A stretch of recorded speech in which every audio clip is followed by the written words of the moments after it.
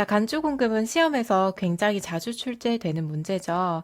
그래서 이 파트만 따로 설명을 드리도록 하겠습니다. 자, 우선 공장을 운영하고 있다고 가정을 할게요. 그럼 원재료를 매입해서 제품으로 만들어서 팔 겁니다. 자, 원재료가 10만 원이고요. 부가세는 10% 만 원 해서 11만 원에 구입을 하겠죠? 자, 이렇게 구입한 원재료를 가공을 해서 30만 원의 제품으로 판매를 할 겁니다. 그럼 부가세는 3만 원이에요. 자, 그럼 10만 원짜리를 사와서 30만 원으로 제품으로 완성시켜서 판매를 했죠. 그럼 20만 원의 부가가치가 창출이 되겠죠.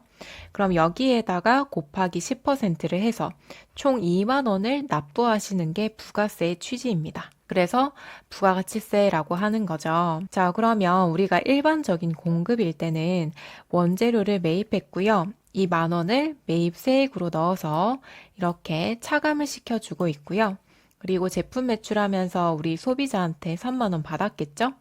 그럼 이 3만 원을 매출 세액으로 넣어서 매출 세액 빼기 매입세액 해서 2만 원을 최종적으로 납부를 해주시면 됩니다. 이게 일반적인 실질 공급이라고 생각하시면 돼요. 자, 그런데 지금 볼 내용들은요, 아까처럼 일반적인 공급이 아닙니다. 일반적인 공급은 아니지만 공급으로 간주를 하겠다, 공급으로 보겠다라는 겁니다. 그래서 전혀 일반적인 내용들이 아니기 때문에 여러분들이 이해를 한 번에 하기가 조금 어려우실 수 있는 파트죠. 자, 하나하나씩 볼게요.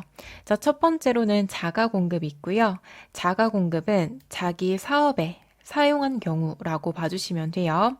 자가 공급에는 또 이렇게 세 가지가 있고요. 하나하나씩 볼 겁니다. 자, 개인적 공급은 개인적으로 사용했다라고 봐주시고요. 사업상 증여는 증여, 공짜로 주다라는 뜻이죠. 우리 거래처라든지 아니면 VIP 고객한테 우리에서 제품이나 상품을 공짜로 준 경우, 자, 이럴 때에도 공급, 즉 매출로 봐서 부가세를 납부해야 된다라는 게 취지고요. 자, 마지막으로 폐업 시 잔존재화, 우리 폐업할 때 남아있는 재화도 공급한 걸로 봐서 부가세를 납부하고 폐업을 해야 된다라는 게 취지입니다. 자, 첫 번째로 자가 공급의 면세사업 전용을 보도록 할게요. 자, 면세사업 전용을 보기 전에 우리가 알아야 될 개념이 있습니다. 자, 매입세 공제 여부를 볼 텐데요.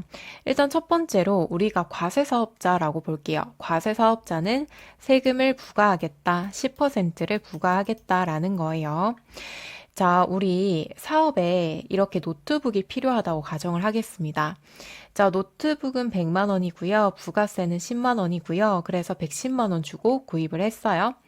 자, 이때 우리가 노트북을 매입하면서 납부한 부가세를 매입세액으로 봐서 이렇게 제가 납부할 세액에서 공제를 해줍니다. 그래서 제가 제품을 300만 원에 매출했고 부가세가 30만 원이면 30만 원을 한꺼번에 납부를 하시는 게 아니고요. 이렇게 매입할 때 부가세를 넣어서 차감을 시켜서 최종적으로는 20만 원만 납부를 하시면 되는 거예요. 자, 즉 만약에 과세 사업자다라고 하면은 사업에 필요한 재화, 서비스를 구입하면서 지급한 부가세는 공제가 가능합니다. 이렇게 매입세액으로 차감을 해주고 있습니다. 자, 그런데 우리 면세 사업자는 조금 달라요. 우리 아까 과세 사업자랑 동일하게 사업에 노트북이 필요해서 구입을 했다라고 가정을 하겠습니다. 자, 이때도 부가세 10만 원을 내고 110만 원에 구입을 했어요. 자, 그럼 얘를 매입세액으로 봐서 공제를 해주냐? 아닙니다. 공제해주지 않아요. 왜냐면 면세 사업자는요, 세금이 면제인 사업자거든요. 그래서 매출할 때에도 부가세가 없고, 대신에 매입할 때 제가 부가세를 낸 게 있어도 공제를 받지 못합니다. 자, 그래서 최종적으로는 납부할 세액도 없고 대신에 환급을 받지도 않습니다. 자, 즉 면세 사업자는 매입세액을 공제받지 못해요. 매입세액 불공제다. 이 개념을 염두에 두고 면세사업 전용으로 넘어가도록 할게요. 자, 제가 오피스텔을 구입을 해서 임대를 할 거예요. 건물주예요. 임대를 하는 목적이 상가용입니다. 사업장으로 활용을 하는 거예요. 자, 그때 상가용은요, 과세고요. 과세기 때문에 제가 오피스텔을 매입할 때 오피스텔 금액 10억에다가 부가세가 1억이라고 가정을 할게요. 그럼 제가 부가세를 주고 11억에 매입을 합니다. 자, 그럼 이 오피스텔을 매입하면서 매입세액이 발생했죠? 그러면 이 매입세액을 공제받을 수 있어요. 우리 부가세 이론 배우신 분들은 기억나실지 모르겠는데, 자, 조기환급이라는 게 있었죠. 지금처럼 사업 설비를 취득하거나 아니면 넓힌다, 증축을 한다, 이런 경우에는 빨리 환급을 받을 수 있습니다. 그래서 매입세액으로 넣어서 1억을 환급 받으실 수 있어요. 그럼 제가 오피스텔 매입하면서 납부했던 세액을 다시 돌려받는 거죠. 자, 그런데 제가 몇 개월 후에 상가용이 아니라 주거용으로 사용을 하려고 해요. 자, 주거용은요, 면세입니다. 상가는 사업용이기 때문에 과세고요. 주거용은 사람이 들어가서 사는 거죠. 그래서 면세입니다. 세금 면제. 자, 그러면 우리 아까 면세 사업자가 물건을 매입했을 때 매입세액으로 공제를 해줬나요? 공제를 안 해줬죠? 자, 그러면 지금 원래는 과세였는데 면세로 바뀌었죠.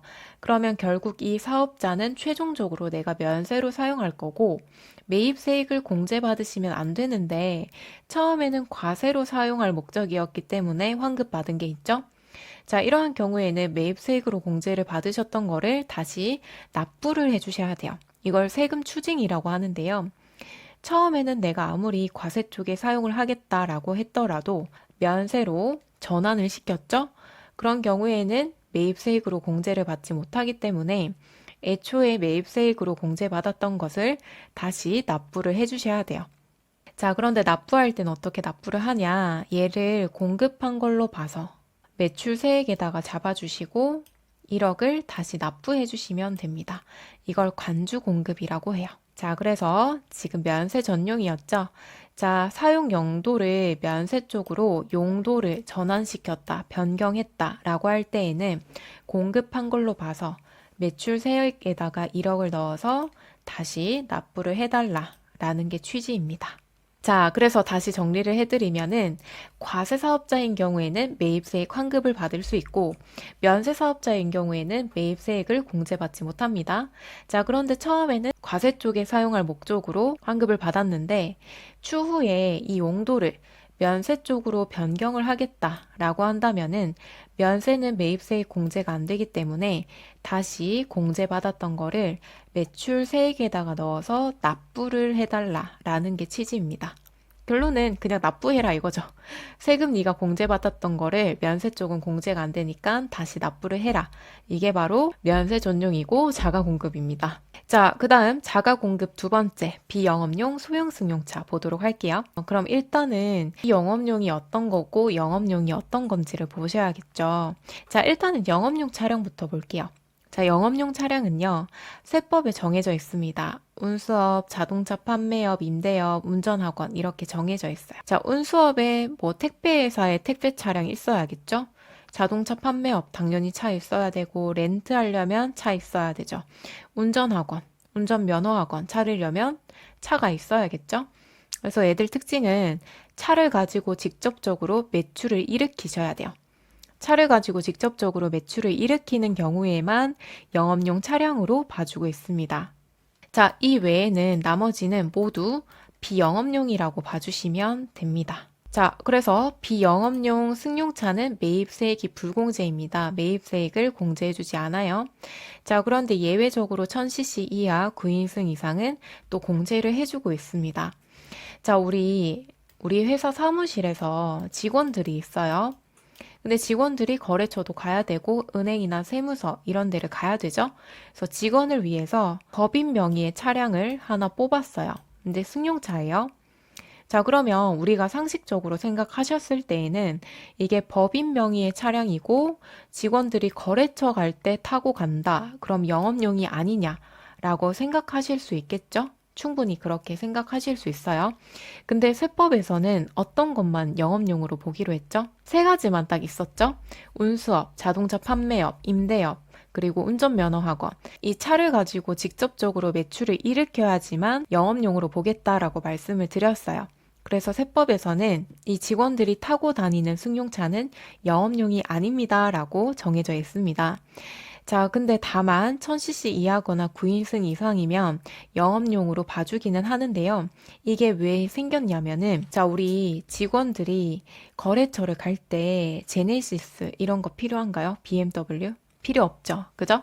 자, 우리 사장님들이 자기가 개인적으로 타고 싶어서 제네시스를 뽑아놓고 거기에 이제 기름 넣는 거 있죠. 기름 넣고 차 수리하고 이런 비용들을 사업으로 넣어서 매입세액을 공제를 받고 싶은 경우가 있겠죠. 그런 경우를 원천적으로 차단시키기 위해서 승용차는 영업용이 아니다라고 못을 아예 박아놓고 있어요. 차단. 완전히 차단시키고 있고 예외적으로 1000cc 이하라고 말씀을 드렸는데 우리 1000cc 이하인 차량은 어떤 게 있어요? 뭐 모닝이라든지 캐스퍼레이 이런 작은 차만 1000cc 이하입니다. 자, 그래서 정리를 해드리면 일단 승용차는 영업용이 아닌데 다만 예외적으로 레이라든지 모닝, 캐스퍼 이런 것들은 영업용으로 인정을 해주고 있고요. 자, 그랜저, BMW, 소나타 이런 차들은 영업용으로 보지 않습니다. 자, 그래서 제가 이 차에다가 기름을 넣었어요. 경유를 10만 원 넣을 건데 뭐 10만 원이라고 칠게요. 부가세는 만 원이 들어가겠죠. 그럼 이 부가세를 매입세액으로 넣어서 공제를 받을 수 있냐? 만약에 우리 회사 차량이 레이다. 그러면 매입세액으로 공제를 받을 수 있고요. 근데 우리 회사 차량이 BMW다. 그러면 매입세액으로 공제를 받을 수가 없습니다. 자, 우리 상식적으로 생각하실 때에도 직원이 거래처 갈 때 이런 BMW 좋은 차를 뽑아줄 리가 없겠죠. 사장님 개인적으로 타고 다닐 확률이 더 크죠? 아니면 뭐 자기 아들이나 딸 뽑아줄 수도 있고요. 그죠? 그래서 개인적으로 타고 다니면서 사업용입니다라고 이제 거짓 신고를 하는 것을 원천적으로 차단한다라고 봐주시면 되겠습니다. 자, 그러면 간주 공급을 연결시켜 봐야겠죠. 자, 우리 일기 예정 때 소나타에다가 경유 10만 원을 넣고 부가세 만 원까지 포함해서 경유를 넣었다고 가정을 할게요. 자, 그러면 매입세액으로 공제를 받으시면 안 되죠? 비영업용 소형 승용차이기 때문에 매입세액으로 공제를 받지 못합니다. 영업용이 아니라는 뜻이죠. 당연히 사업으로 못 넣어요. 자, 그런데 우리 경리가 잘 모르는 거예요. 우리 회계 담당자가 이런 내용들을 잘 모르는 거예요. 그래서 매입세액으로 넣어서 만 원을 환급 받았습니다. 근데 이거 환급 받으시면 안 되죠? 그럼 다시 납부를 해주셔야 돼요. 환급 받았던 거를 다시 납부를 해주셔야 되는데 어떤 방법으로 납부를 할 것이냐.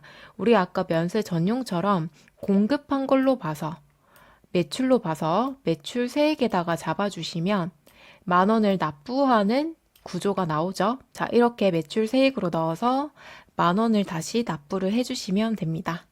자, 즉 매출한 것으로 간주하고 매출 세액으로 다시 납부를 해달라라는 겁니다. 자, 이것도 다시 정리하면요. 비영업용 소형 승용차는 매입 세액으로 공제를 받을 수가 없는데 실수로 매입세액에 넣어서 만 원을 돌려받은 게 있다, 공제받은 게 있다. 그러면 매출로 봐서 매출 세액에다가 넣어서 다시 만 원을 납부해야 된다라는 게 취지입니다. 자, 그 다음 판매 목적 타사업장 반출 보도록 할게요. 자, 우리 아까 면세 전용 비영업용 소형 승용차 얘들은요. 매입 세액 공제를 잘못 받아서 나중에 다시 납부를 해야 된다. 세금 추징이 목적이었고요. 지금 판매 목적 타사업장 반출은 의도가 달라요. 사업장을 위한 의도라고 생각해 주시면 돼요. 자, 우리 공장이 있고요. 그 다음에 직매장이 있다고 가정을 할게요. 자, 공장도 A라는 사업자 거고요. 직매장도 A라는 사업자 겁니다. 자, 공장에서 만든 제품을 거래처에다가 납품을 하는 게 아니라요. 제가 직접 매장을 차려서 바로바로 파는 거예요. 이러한 경우를 보도록 할게요. 일단 우리 공장에서 제품을 넘겨요. 자, 공장은 일단 원재료를 구입해야겠죠? 원재료는 100만 원이고 부가세는 10만 원이라고 가정을 하겠습니다. 그러면 매입세액이 발생하겠죠? 자, 그리고 이렇게 직매장에다가 저희가 매출을 할 텐데 이렇게 넘길 텐데 이 상품을 150만 원 그리고 부가세는 15만 원으로 판매를 한다고 가정을 하겠습니다. 자, 둘 다 제 거면은 이거를 매출로 봐야 될까요? 공장에서 직매장으로 상품을 넘긴 것을 매출로 봐야 될까요? 자, 결론은 매출로 봐야 됩니다. 공급으로 간주를 하겠답니다. 그 이유를 볼게요. 자, 우리가 만약에 얘를 이렇게 제품을 넘긴 걸 공급으로 보지 않는다고 가정을 할게요. 그럼 공장은 매입 세액만 발생하는 거죠. 왜냐하면 넘긴 게 매출이 아니라고 가정을 하면요. 그럼 공장에서는 10만 원을 환급을 받을 거예요. 자, 그 다음 직매장에서는 이렇게 매입한 게 아니라고 가정을 하면 매출 세액만 발생하겠죠? 그러면 15만 원을 납부해야 됩니다. 자, 그러면 두 개를 합치면 사실은 5만 원만 납부를 하시면 깔끔한데 두 개를 공급으로 보지 않는다면 공장에서는 10만 원을 나중에 다시 돌려받으셔야 되고요.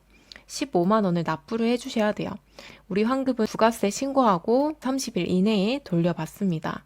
납부는 바로 하셔야 되는데 환급은 30일 이내에 받아요. 자, 그러면 A라는 사람은 현금 운용이 원활하지가 않겠죠? 자, 그렇기 때문에 이렇게 신고하지 말고 어차피 A라는 사장님 건데 두 개 합쳐가지고 5만 원만 납부를 하시면 되잖아요. 그죠? 자, 그래서 공장이랑 직매장이랑 둘 다 A라는 사업자 거라고 하더라도 공장에서 제품을 이렇게 넘겼다 그러면 매출로 봅니다. 자, 그러면 공장은 우리 아까 매입세액 있었고요. 직매장으로 매출을 했다라고 봐주기 때문에 매출세액 15만 원이 발생하겠죠. 5만 원입니다. 15만 원이 발생을 하고 5만 원 납부하시면 되고요. 자, 직매장은 15만 원에 매입을 했고요. 매출도 15만 원에 했다라고 가정을 하면 빵원. 납부를 할 게 없죠? 그럼 이 사장님은 그냥 5만 원만 납부를 하시면 끝나는 거예요. 아까보다 훨씬 간단하죠. 그죠? 15만 원 납부하고 한 달 뒤에 10만 원 환급을 받으시는 것보다 두 개를 합쳐서 5만 원을 납부하고 끝내는 게 훨씬 더 깔끔하죠. 자, 다만 이런 경우에는 공장이랑 직매장이랑 각각의 사업장으로 봐서 세금 계산서라는 것을 발급해 주셔야 됩니다. 우리 거래처한테 매출할 때 세금 계산서를 발급해야 되죠. 그것처럼 공장에서 직매장으로 넘길 때에도 세금 계산서를 발급하셔야 됩니다. 자, 그런데 판매 목적 타사업장 반출에 예외가 있습니다. 그러니까 간주 공급의 예외를 보도록 할게요. 자, 예외는 주사업장 총괄 납부가 있습니다. 자, 주사업장 총괄 납부는요, 주된 사업장에서 한꺼번에 납부를 하겠다라는 뜻이에요. 공장이랑 직매장이랑 그냥 각각의 사업장으로 볼 텐데, 납부를 하실 때 두 개를 합쳐서 한꺼번에 납부를 하는 거예요. 자, 그러면 두 개를 합치면은 5만 원만 납부를 하시면 되겠죠? 자, 이런 경우에는 굳이 공급으로 보지 않아도 괜찮습니다. 어차피 같이 납부를 할 거니까 5만 원을 납부하는 효과가 생깁니다. 자, 그리고 또 예외가 하나 더 있어요. 사업자 단위 과세 제도라는 게 있습니다. 자, 우리 아까 공장이랑 직매장은 각각 별도의 사업장으로 보겠다라고 말씀을 드렸는데요. 어차피 둘 다 A라는 사람 건데 각각 관리하기가 귀찮다. 그러면 사업자 단위 과세 제도를 신청을 하시고 두 개를 하나의 사업장으로 묶어서 봅니다. 그래서 사업자 등록번호도 딱 하나만 나와요. 자, 따라서 공장이랑 직매장이랑 매출세액, 매입세액 해서 한꺼번에 신고 납부를 하는 것이 사업자 단위 과세 제도입니다. 그러면 5만 원을 납부하는 효과가 생기죠? 그럼 굳이 간주 공급으로 보겠다라는 게 없어도 어차피 5만 원만 납부를 하시면 되니까 간주 공급의 예외라고 하는 거예요. 자, 그 다음 두 번째로 개인적 공급 보도록 할게요. 자, 우리 원재료 매입하고요. 제품으로 매출했어요. 그럼 원재료는 매입세액으로 넣고 제품 매출은 매출세액으로 넣어서 2만 원을 납부하셔야 되죠. 이게 일반적인데 자, 예를 들어 우리가 원재료를 매입해서 매입세액으로 넣고 그 다음에 매출한 게 아니라 대표이사가 개인적으로 사용을 했대요. 그러니까 집에 들고 갔대요. 이런 경우에도 매출한 걸로 봐야 되냐? 매출한 걸로 봐야 됩니다. 이게 바로 간주 공급이죠. 공급으로 간주하겠다, 매출로 보겠다라는 거죠. 자, 대표이사가 집에 가지고 갔을 때에도 아까 제품 금액이 30만 원이고 부가세가 3만 원이죠. 이 3만 원을 매출 세액으로 잡아서 부가세를 납부하셔야 됩니다. 자, 그럼 우리 회사 제품을 대표이사가 개인적으로 집에 가지고 갔다. 그러면 부가세까지 납부를 하시고 가지고 가셔야겠죠. 개인적 공급 예외를 보도록 할게요. 자, 우리 아까 대표이사가 집에 가지고 가면 매출한 걸로 봐서 매출세액을 납부해야 된다라고 말씀을 드렸는데 예외가 있어요. 자, 보통 직원이랑 관련되어 있다라고 봐주시면 됩니다. 자, 우리 회사 제품이나 원재료를 작업복이나 작업모, 작업화로 사용했다. 직장 체육, 직장 연회와 관련된 재화로 사용했다. 그리고 경조사, 명절, 기념일 관련 재화로 사용했다. 그러면 10만 원까지는 개인적 공급에서 빠집니다. 즉, 부가세를 납부할 필요가 없다라는 겁니다. 그래서 쉽게 생각하셔서 직원을 위해서 우리 회사 제품을 사용했다라고 하면은 공급으로 보지 않고 매출 세액에다가 넣지 않아도 된다. 즉, 부가세를 내지 않아도 된다라고 봐주시면 되고요. 자, 다만 경조사, 명절, 기념일 관련 제한은 10만 원까지만 개인적 공급에서 예외고요. 10만 원 초과하는 부분에 대해서는 부가세를 또 내셔야 됩니다. 예를 들어서 우리 회사가 이렇게 냉장고를 판매하는 회사다라고 가정을 할게요. 자, 100만 원짜리입니다.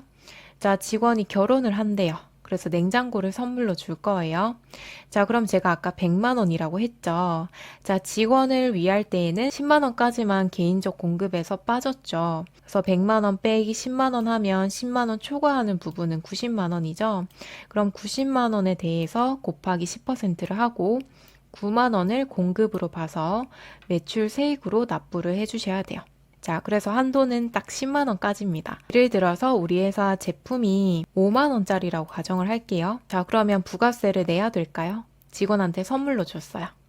낼 필요가 없죠? 왜냐하면 10만 원까지는 괜찮은데 아직 10만 원이 안 됐잖아요. 그죠? 그래서 10만 원까지는 부가세를 안 내셔도 되고요. 10만 원 초과하는 부분에 대해서만 공급으로 보고 부가세를 납부하시면 되겠습니다. 자, 그 다음에 3번 사업상 증여 보도록 하겠습니다. 자, 사업상 증여는요, 증여, 공짜로 주다라는 뜻이에요. 자, 우리 상품을 20만 원에 2만 원 매입을 했습니다. 그럼 매입세액으로 공제를 받죠. 자, 그 다음에 상품 매출을 하면 당연히 매출 세액이 생겨서 만 원을 납부를 해주셔야 되는데, 자, 예를 들어 거래처에다가 선물로 줬대요. 이런 경우에는 어떻게 해야 되냐? 자, 이러한 경우에도 공급, 즉 매출한 것으로 간주하고 매출 세액으로 잡아서 부가세를 납부하셔야 됩니다. 자, 마지막 폐업 시 잔존재화 보도록 하겠습니다. 자, 이번에도요, 상품 매입해서 매입세액으로 공제를 받았어요. 자, 공제를 받고 상품 매출을 했다. 당연히 매출 세액으로 잡아서 부가세 만 원을 납부하셔야겠죠? 자, 그런데 이번에는 장사가 잘 안 돼서 폐업을 했대요. 자, 그럼 폐업하면은 상품이 매출되지 않고 남아있는 게 있겠죠. 그럼 그 남아있는 건 어떻게 해야 되냐?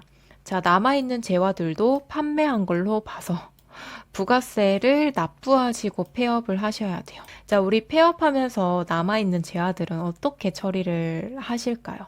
자, 우리 아까 봤던 개인적 공급 집에 가지고 가거나 사업상 증여, 거래처나 아니면 VIP 고객한테 공짜로 주거나 아니면 싸게 주거나 아니면 내가 뭐 다른 사업을 할 것이다. 그러면 자가 공급을 하거나 우리 아까 간주 공급에 1번부터 3번까지 위에 3개 중에 하나는 꼭 하게 되거든요. 자, 따라서 폐업할 때 남아있는 재화들도 매출한 걸로 봐서 부가세를 납부해야 된다라는 겁니다. 자, 그래서 우리 4가지 경우를 봤는데 다시 한번 쭉 정리를 해보도록 할게요.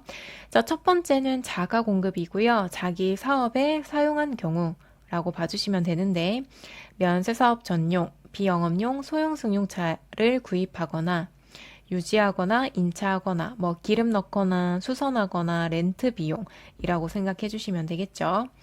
자, 그리고 판매 목적 타사업장 반출 있었고요. 자, 개인적 공급은 대표이사가 집에 가지고 가서 개인적으로 사용한 경우, 사업성 증여는 거래처한테 공짜로 주거나 아니면 싸게 준 경우에도 매출액으로 봐주셔야 되고, 자, 폐업 시 남아있는 재화도 매출한 것으로 봐서 부가세를 납부를 하시고 폐업을 해야 된다라는 거였습니다.